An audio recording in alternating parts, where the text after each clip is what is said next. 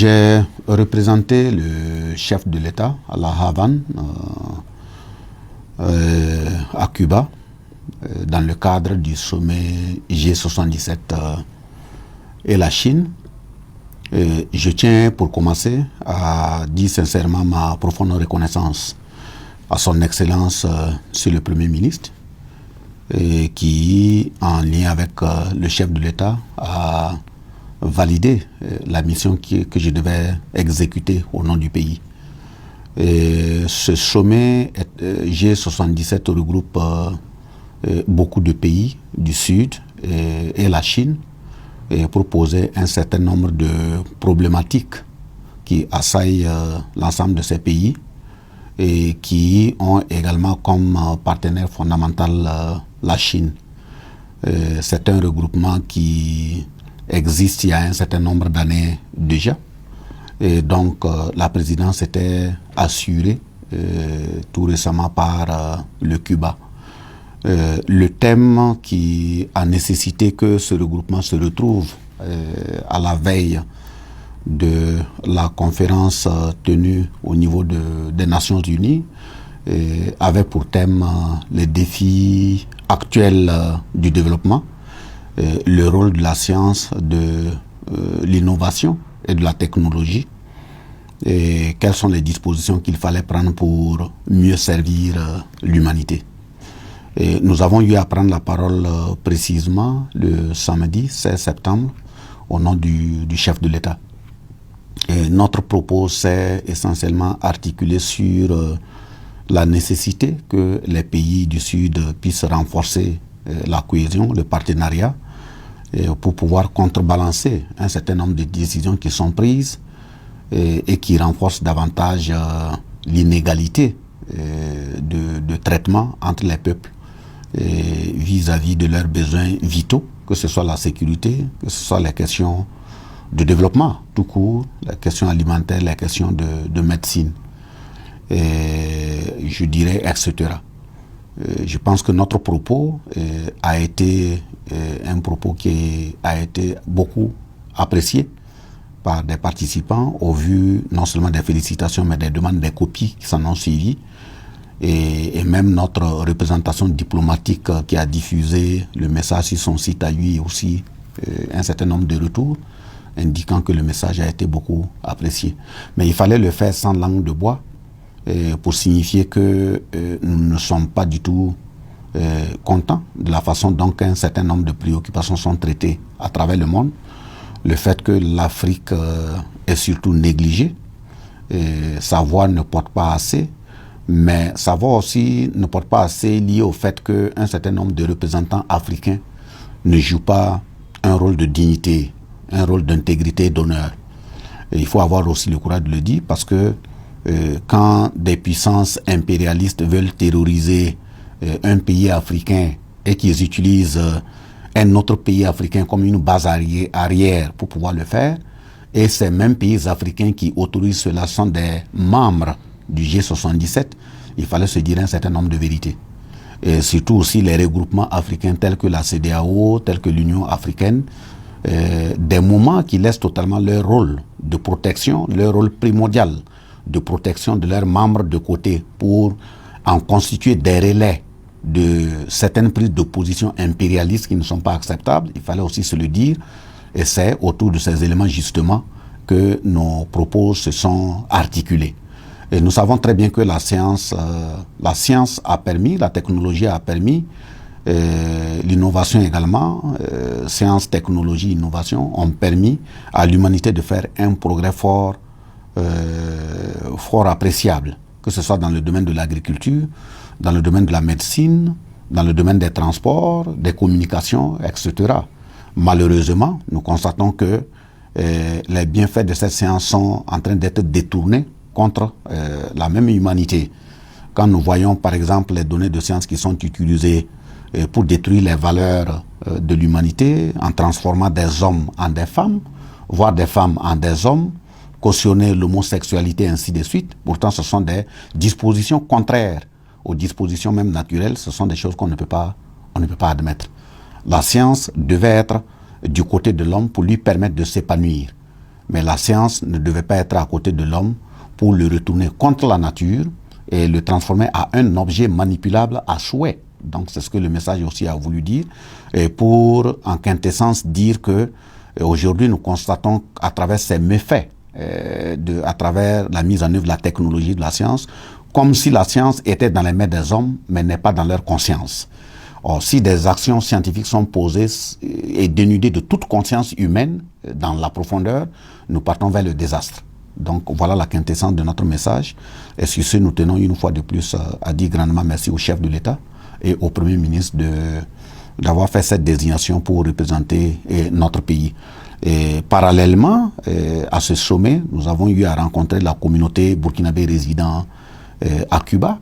Nous avons également visité le centre de Fidel Castro, au niveau de quel centre nous avons pu toucher du doigt ce que représente le Burkina Faso, dans la mesure où en 1985, je pense, Sankara avait eu à rencontrer son homologue Fidel Castro également dans ce centre.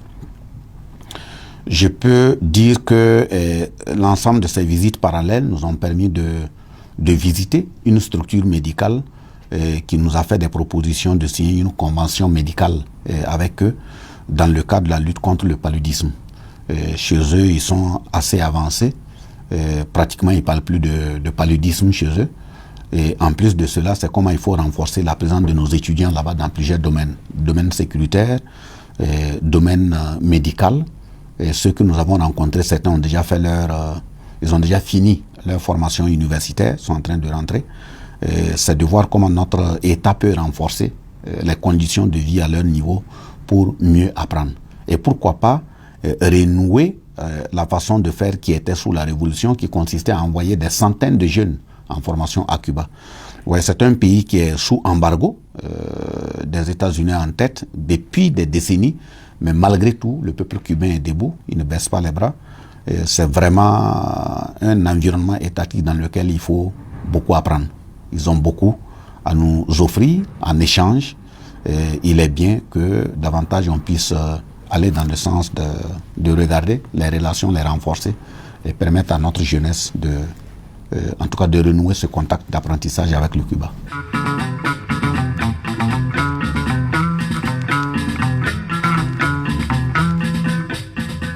La 78e session de l'Assemblée générale des Nations unies qui s'est tenue à New York cette année, j'ai aussi eu la chance d'avoir été désigné par le chef de l'État et le Premier ministre pour diriger la délégation à ce niveau qui était composée par le ministre de l'économie et des finances et de la prospective, le ministre de la santé et de l'hygiène publique, le ministre de l'environnement et également le ministre des Affaires étrangères. Donc il y avait 4 ministres. Et maintenant au niveau des techniciens et bien d'autres personnalités qui nous ont accompagnés, la délégation était autour de 22 personnes. Et il faut dire que c'est un sacrifice, et j'allais dire humain, qui a été fait vis-à-vis de ce qui devait se passer là-bas, parce que 22 personnes, face à ce qui doit se passer pendant cette conférence, c'est nettement inférieur au nombre qu'il faut pour faire un travail qui devrait être à la hauteur. Parce que d'abord, sur la période de la conférence où cette session se tient, du mois de septembre jusqu'au mois de décembre, ça veut dire que même si vous ne voyez plus la délégation officielle conduite par les ministres qui y sont, le travail continue de se faire à travers nos représentants qui sont au niveau de l'ambassade. Donc la session n'est pas encore terminée dans la mesure où les travaux au niveau des différentes commissions se poursuivent. J'ai dit bien c'est un sacrifice humain parce que quand vous regardez ce que les 22 personnes ont subi là-bas en termes de bousculade dans l'agenda pour pouvoir tenir toutes les réunions, ce n'est pas du tout une mince affaire. Dans la mesure où toutes ces réunions, si vous n'êtes pas là, et pour prendre la parole et dire que telle virgule a été placée contre vous, c'est vous qui perdez. Et si les réunions se tiennent, les conclusions viennent, il faut les adopter directement, et vous n'êtes pas là où ça doit être adopté, il n'y a pas à crier après pour dire que telle position a été prise contre vous. Et vous savez très bien que, comme je l'ai tantôt dit précédemment sur la question de la science, il y a des rencontres où des questions d'homosexualité se discutent et des décisions se prennent. Et si vous n'êtes pas là et qu'on décide d'un certain nombre de choses qui doivent s'appliquer à votre pays, qui sont contraires à votre législation, qui sont contraires à vos règles de comportement interne, vous n'aurez que les yeux pour pleurer, comme le dit l'adage.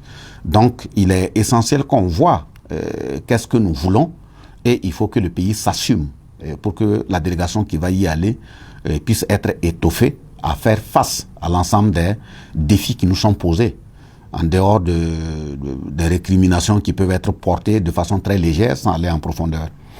Je le dis parce que vous imaginez, pendant le séjour, nous avons eu à tenir 9 réunions de haut niveau où il fallait être dans toutes ces 9 réunions pour prendre la parole et donner notre vision. En plus de ces 9 réunions, nous avons eu 25 rencontres ministérielles. Et pendant ces 25 rencontres ministérielles, il fallait également y être. En plus de ces 9 réunions de haut niveau, de ces 25 rencontres ministérielles, nous avons eu 2 événements qui ont été organisés par notre pays, 2 événements parallèles. Le premier événement, c'était sur l'UNIDAP, qui est un programme des Nations Unies, pour pouvoir accompagner chaque pays qui vient décliner sa vision, son orientation. Et également, il y a eu une réunion qui a porté sur les différents financements que les Nations Unies ont à l'endroit de ces différents pays. De toute façon, si vous ne les organisez pas, c'est vous qui perdez, dans la mesure où chaque pays cotise aux Nations Unies sur la base de son PIB.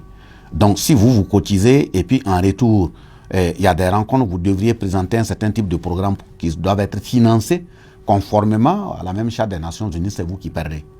Et l'autre aspect, il faut dire que les délégations qui représentent le Burkina aux Nations Unies, sauf ceux qui veulent en faire une utilisation politicienne, ou même de la superficialité inacceptable, il faut dire que quand une délégation va aux Nations Unies, ce n'est pas toutes les composantes de la délégation qui sont prises en charge par le budget de l'État. Il y a des membres de la délégation qui sont pris en charge par les Nations Unies. Il y a également d'autres membres qui sont pris en charge par d'autres entités. Mais tous ceux qui y partent là, ils partent et ils parlent au nom de leur pays avec les orientations qui leur ont été données par le pays. Donc, si vous cotisez dans des instances internationales et que pendant la prise en charge de votre délégation pour aller représenter le pays, vous n'arrivez pas à le faire, c'est vous qui perdez. De toute façon, les autres pays vont envoyer le nombre qu'il faut pour pouvoir représenter leur pays. C'est nécessaire de communiquer de façon très saine pour dire, même si c'est 80 personnes qui doivent aller au nom du Burkina, parmi les 80 personnes, voilà la dizaine de personnes qui sont prises en charge par le pays.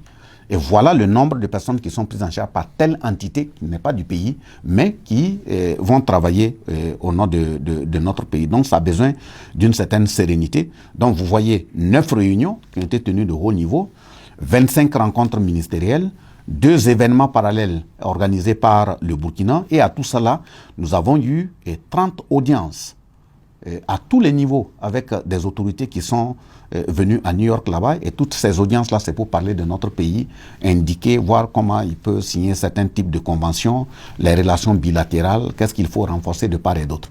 Donc quand vous faites la sommation, nous sommes pratiquement vers une centaine de rencontres qui ont été tenues. En plus de cette rencontre, il faut aussi avoir le temps d'être permanemment dans l'enceinte même de la grande salle de l'Assemblée générale pour écouter les discours et voir quel est le contenu des discours, parce que des discours peuvent être prononcés contre votre pays. Or, les discours s'enchaînent. Donc, il faut tenir toutes ces rencontres et prendre part également aux discours qui sont tenus pour voir les virgules auxquelles il faut répondre. Vous avez vu que dans notre discours, justement, nous sommes revenus sur un certain nombre de personnalités qui ont tenu des discours indiquant que véritablement les Nations Unies, ça ne va pas, qu'il fallait recadrer un certain nombre d'aspects. Donc en plus de tout ça, il y a eu le discours proprement dit que nous avons prononcé au nom du chef de l'État. En plus de toutes ces rencontres, la centaine de rencontres que nous avons pu tenir, nous avons aussi rencontré nos compatriotes qui ont beaucoup apprécié ce qui se passe au pays. Et beaucoup aussi ont été sérénisés par le contenu du discours que nous avons tenu. Ils ont pu toucher, qu'on le veuille ou pas, la réalité des faits, au-delà de ce qu'on voit sur les réseaux sociaux qui ne retracent pas exactement ce qui se dit sur notre pays. Ce sont des Burkinabés qui se sont retrouvés vraiment ragaillardis, très prêts à accompagner leur pays, à consentir les sacrifices qu'il faut. Et sur place, je pense qu'ils ont même remis une enveloppe de soutien à l'effort de guerre ou de paix, c'est long à notre pays pour pouvoir continuer. Ils ont indiqué qu'ils sont en contact avec beaucoup d'organismes pour renforcer ce contact dans plusieurs domaines. Et au-delà même de ces montants physiques, il y a beaucoup qui ont annoncé des containers qu'ils sont en train d'organiser le départ sur, bien sûr, notre pays. Et ça veut dire ce qu'ils font dans l'ombre n'a rien à voir avec l'enveloppe officielle qui a été donnée, qui a été symbolique. Et vous avez même vu un de leurs porte-parole qui a pris la parole et qui a estimé que il ne faudrait pas que la transition se laisse dévier de son allure par des gens qui ont d'autres intérêts et qui pourraient même être des Burkinabés, pourquoi pas, qui ont d'autres intérêts qui ne sont pas forcément les intérêts des intérêts collectifs. Et donc, de ce point de vue, c'est de faire les réformes qu'il faut avant de commencer à parler des questions d'élection dans notre pays. Ils l'ont clairement dit. Et ce type de rencontres, c'est pas la première fois qu'on les tient. Et tous les pays où nous sommes passés, ça a été le même discours. Et il y a d'autres pays également que nous allons aborder en termes de voyage pour rencontrer nos compatriotes et puis leur expliquer ce qui se fait au niveau national. Au niveau de ces réformes qui tournent autour de la Constitution, le renforcement de la bonne gouvernance, un certain nombre de dispositions qui permettront à notre pays d'être davantage autonome, les lois qui portent sur le code du travail, le code minier, le code au niveau de l'urbanisme, tout ça, ce sont des réformes que la transition aborde avec courage et il fallait faire le point à l'ensemble de nos compatriotes. Et il y a même, à l'issue de la rencontre, une structure sanitaire qui nous a rencontrés, qui est prête à signer une convention dans le cadre des évacuations sanitaires de notre pays. Ils sont prêts à prendre tout Burkinabé qui ne se sentirait pas à un niveau donné que l'État estime qu'il fallait l'évacuer à leur niveau. Et je pense que notre collègue du ministère de la Santé est à pied d'œuvre pour finaliser cette convention, l'a signée, et tout ça, ce sont des acquis, en tout cas mis dans le cadre de ce voyage pour représenter le chef de l'État. Revenons maintenant au niveau du discours. C'est un discours que nous avons tenu également, comme nous l'avons dit, au nom du chef de l'État, et que nous avons voulu articuler à un certain nombre de niveaux pour donner de la voix du peuple burkinabé, si je peux m'exprimer ainsi, à la face du monde entier. Justement, ceux qui peut-être n'ont pas à redire sur le discours vont s'agripper sur le fait à ergoter sur des questions de nombre au niveau de la salle. Les applaudissements ont indiqué que la salle n'était pas vide. Ça, c'est ce qui est une très bonne chose. Et si des applaudissements viennent pendant un discours, ça indique que le contenu est apprécié par ceux qui ont applaudi. Et deuxièmement, il y a le fait qu'il faille signifier que le discours est suivi par beaucoup de dispositifs à travers les pays qui mettent des dispositifs télévisuels en place, puisque c'est en direct à travers leur ambassade, et même des techniciens, des groupes de techniciens qui mettent en place pour suivre. Et avec la technologie aujourd'hui qui est fort développée, avec le net, beaucoup de gens suivent le discours sur leur portable, donc on n'a pas besoin d'une présence physique assise sur une chaise pour pouvoir suivre un discours. Du reste, les différentes parties du discours de façon ramassée, le premier élément, c'est la situation qui sévit au Sahel. Le fait qu'il fallait avoir le courage de dire que le terrorisme qui sévit dans nos contrées n'est rien d'autre que du terrorisme fabriqué, voulu, monté de toutes pièces, par ceux qui visent les ressources de notre sous-sol.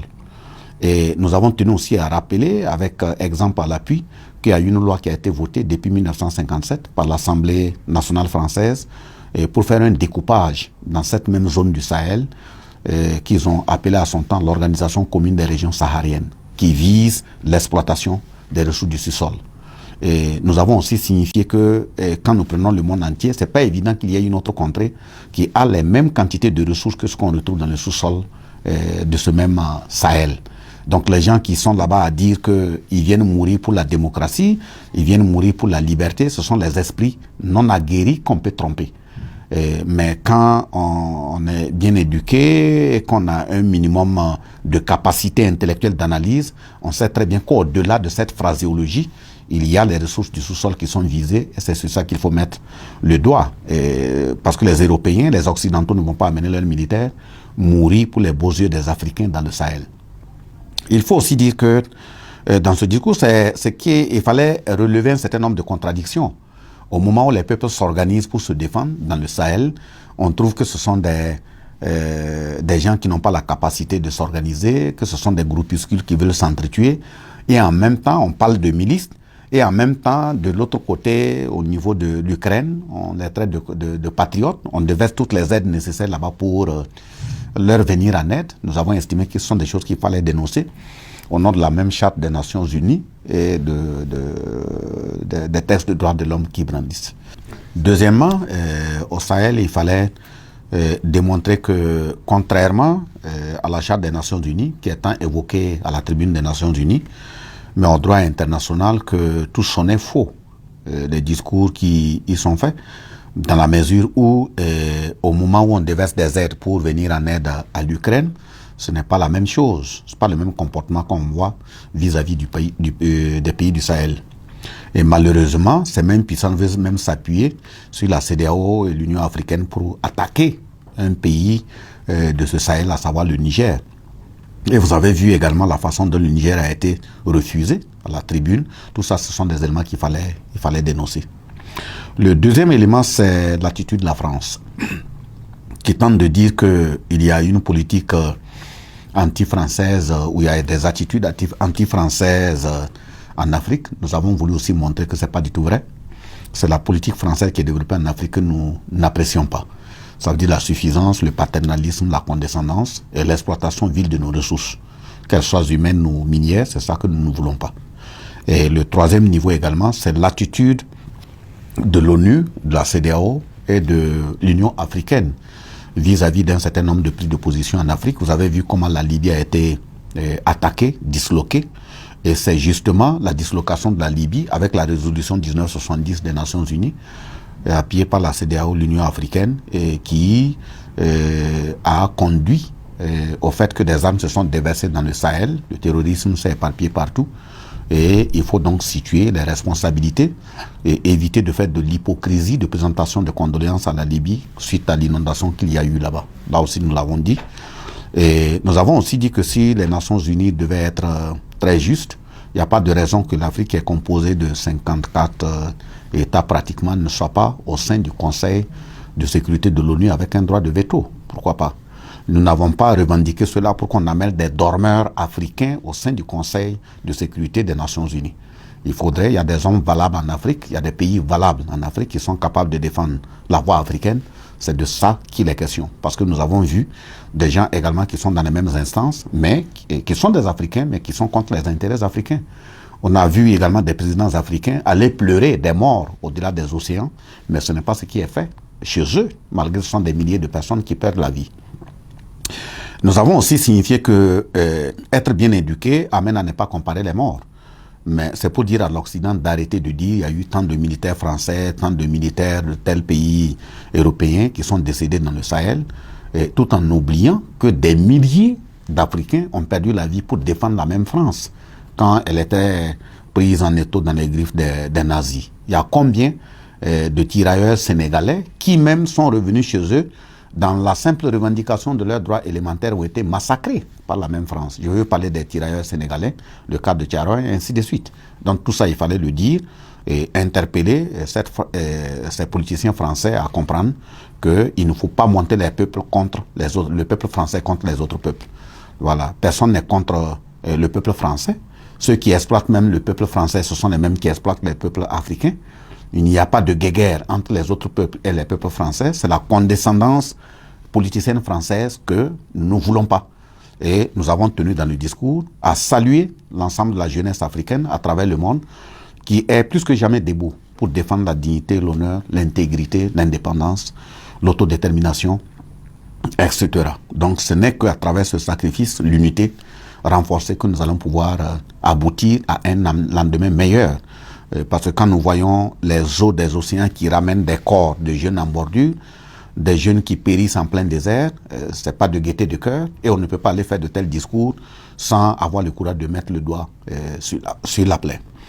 Nous avons estimé aussi qu'il était nécessaire, dans le discours, de terminer en indiquant l'orientation aujourd'hui dans notre pays qui est prise par la transition, qui est premièrement de nous battre pour défendre notre pays, et indiquer que les militaires, les VDP et tous les compatriotes engagés, ce sont eux qui sont les Wagner du Burkina pour défendre le pays.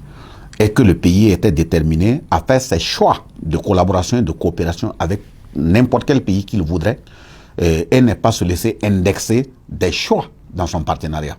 Donc qu'un pays s'appelle la Russie, qu'il s'appelle, je sais pas, la Chine, qu'il s'appelle le Brésil, c'est en toute indépendance que nous allons faire nos choix pour payer nos armements, faire notre collaboration.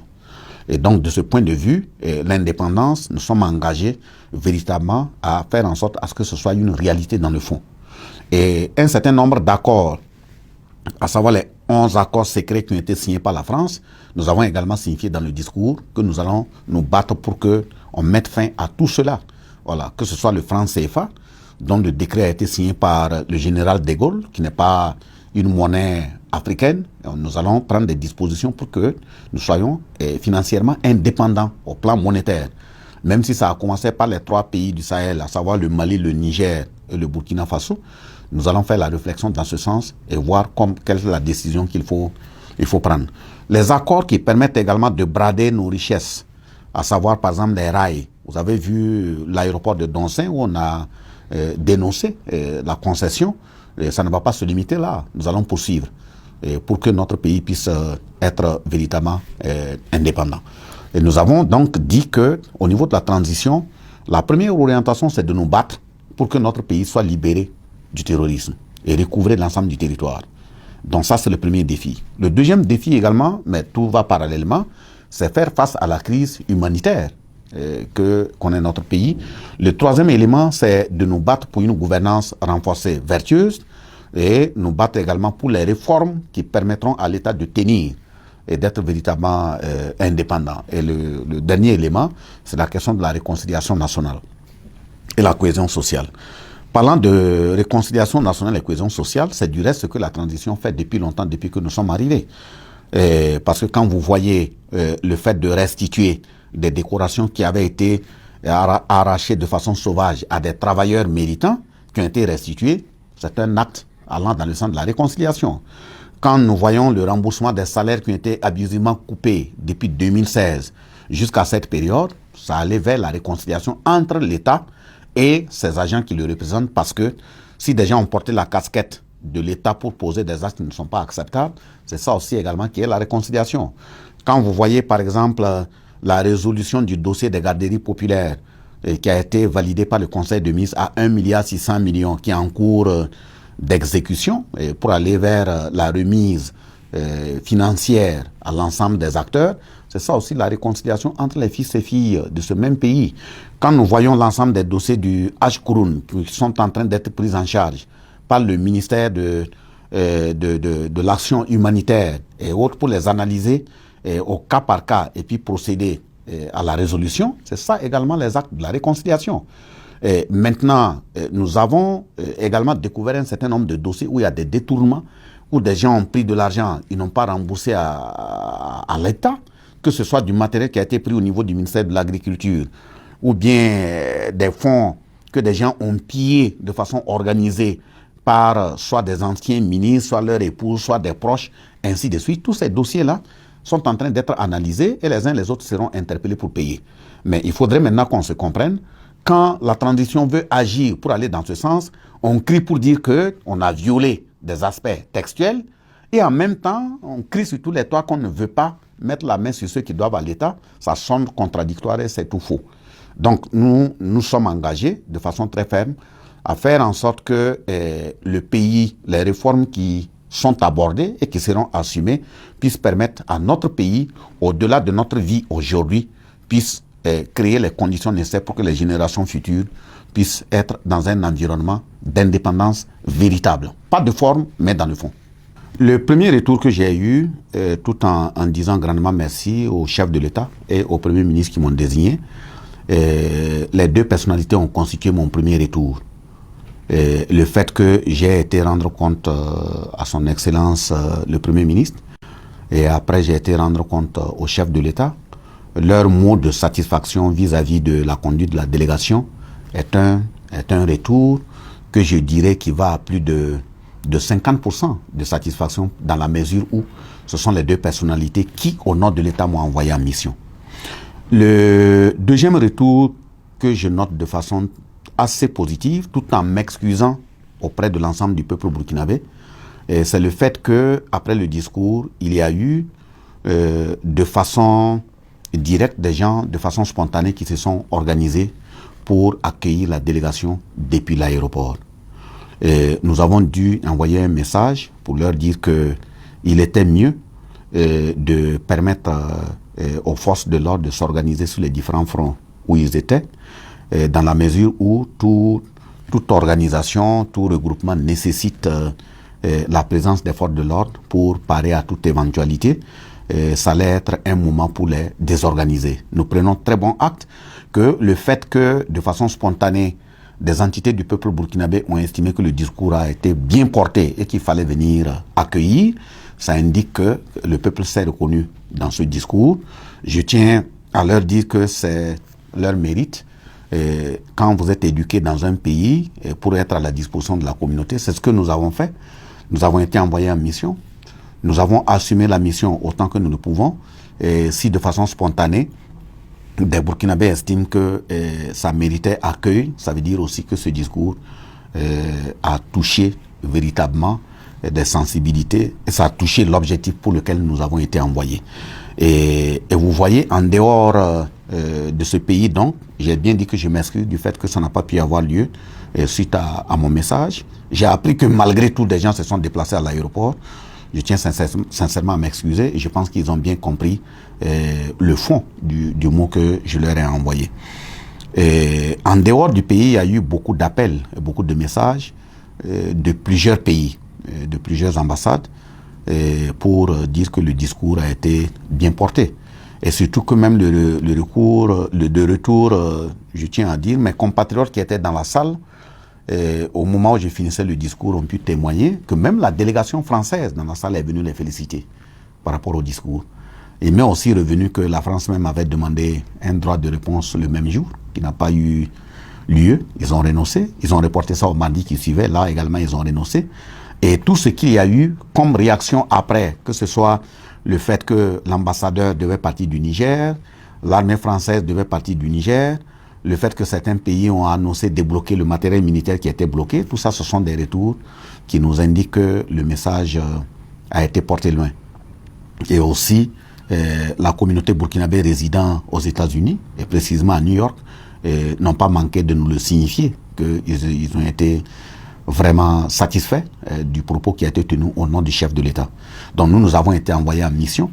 Nous ne pouvons que dire que si ça a été bien, c'est que c'est le peuple burkinabé qui est le méritant. Si ça a été bien, c'est le chef de l'État et le Premier ministre qui nous ont envoyés en mission, qui sont les méritants. Nous avons été que des exécutants. Les leçons qu'il faut en tirer de ce séjour, d'abord, c'est dire au peuple burkinabé d'accompagner fortement les gouvernants qui agissent en leur nom. Si les actes qui sont posés sont des actes légitimes, le peuple burkinabé a intérêt à s'organiser pour mieux les défendre. Parce que, comme l'adage le dit, la bouche parle très bien quand la nuque est bien protégée. Et il n'y a pas de meilleure protection des dirigeants qui s'assument à tout point de vue en dehors de la protection de leur peuple. Donc le peuple burkinabé, dans toutes ses composantes, jeunes comme personnes âgées, comprennent que le dirigeant a un courage quand il sait qu'il a été envoyé en mission par un peuple conscient, un peuple qui sait ce que veut dire le sacrifice, un peuple qui est aussi prêt à se sacrifier pour protéger ses dirigeants. Et du reste, nous tenons à féliciter ce même peuple burkinabé, c'est ce que nous constatons dans toutes leurs prises de position. Deuxième leçon que nous tirons, je l'ai tantôt dit, ceux qui vont représenter le peuple, il ne faudrait pas rentrer dans des éléments qui ne nous honorent pas en parlant de nombre de membres au sein de la délégation. Il faut d'abord comprendre ce que la délégation va faire comme travail pour mieux critiquer si on veut être sérieux du nombre des membres qui sont dans une délégation. Et surtout que la délégation n'est pas entièrement prise en charge par notre pays. Le troisième élément de leçon à tirer, c'est le fait qu'il faille regarder nos représentants qui sont à l'extérieur dans les différentes institutions, des ambassades là, avec un regard assez posé, les accompagner, leur donner les moyens nécessaires pour représenter le pays. Aujourd'hui, nous sommes revenus au pays, mais tout le travail qui se poursuit jusqu'en décembre, ce sont ceux qui sont au niveau des ambassades qui vont poursuivre ce travail, nous représenter dans les différentes commissions. S'ils ne sont pas correctement accompagnés, c'est pas évident que ça pourrait aller. L'autre leçon que je pourrais tirer, c'est de comprendre que quand on va prendre la parole, une position au nom de notre pays, qu'on comprenne on a des peuples frères, on a des peuples qui nous accompagnent, c'est de faire en sorte à les représenter aussi de façon vivace. Je veux parler de la parenthèse qu'il y a eu à l'endroit de notre peuple frère du Niger, et que tout peuple comprenne que tant qu'on n'agit pas dans la solidarité, dans l'unité, nous n'allons pas pouvoir avancer. Donc c'est ce que nous avons fait à l'endroit de notre peuple frère du Niger, qui a même fait un communiqué en termes de retour pour féliciter le Burkina et ses autorités par rapport aux propos qui a été tenus pour les représenter, en tout cas à cette tribune des Nations Unies. Donc sans être exhaustif, voilà ce que je peux dire en termes de leçons. Et je tiens à féliciter vivement l'ensemble des forces de défense et de sécurité, l'ensemble des VDP qui, malgré le fait qu'ils soient au front, certains ont envoyé des messages WhatsApp pour dire que vraiment le discours les a beaucoup ragaillardis. Quelqu'un qui est au front pour le sacrifice au nom de la nation, verser son sang au nom de la nation, et qui envoie un message pour dire que le message a été un tonus pour lui. Et vous voyez qu'on ne peut pas rester insensible face à cela, et pour dire que le combat doit être mené partout. Quand on vous envoie en mission, c'est une mission où on vous envoie pour vous sacrifier au nom du pays. Il faut faire ce que le peuple attend de vous.